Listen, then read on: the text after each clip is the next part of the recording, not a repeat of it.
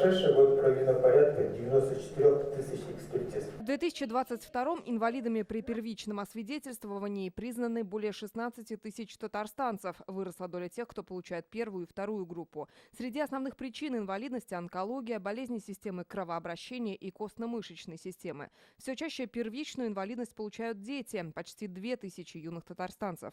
У детей на первом месте у нас идут психические заболевания, из года в год остается. На втором месте болезнь нервной системы у детей тоже из года в год это вот на второе место занимает. Третье – это врожденная аномалия. Врачей беспокоят молодеющие болезни эндокринной системы. Это общемировой тренд.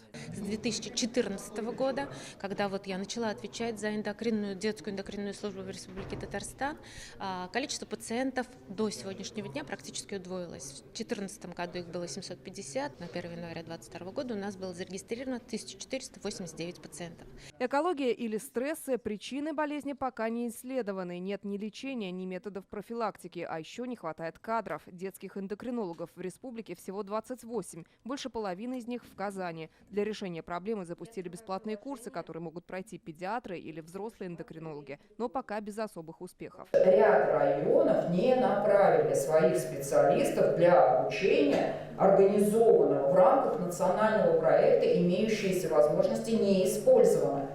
На самом деле это наша работа, межведомственная работа с муниципальными образованиями. Не направили специалистов. Почему? Направили, обучили, где работает специалист. В случае, если специалиста нет на местах, у нас с вами есть мобильные поликлиники, которые являются брендом Республики Татарстан. Если раньше первичную детскую инвалидность чаще получали малыши до 3 лет, сейчас от 4 до 7 – это 33%. Настораживает, что при этом растут врожденные аномалии и пороки развития. Что у нас высокие технологии, у нас скрининги, у нас неонатальное сопровождение и так далее. Я попрошу Минздрав Республики Татарстан совместно с медико-социальной экспертизой разложить мне в качестве справки для того, чтобы мы могли проанализировать, в чем причины, что у нас есть такой вопрос и есть этот рост. Предстоит выяснить и причины плохих показателей в отдельных районах. Так, уровень первичной инвалидности детей в Сармановском, Пестричинском, Верхнеуслонском и Кайбицком гораздо выше среднереспубликанского.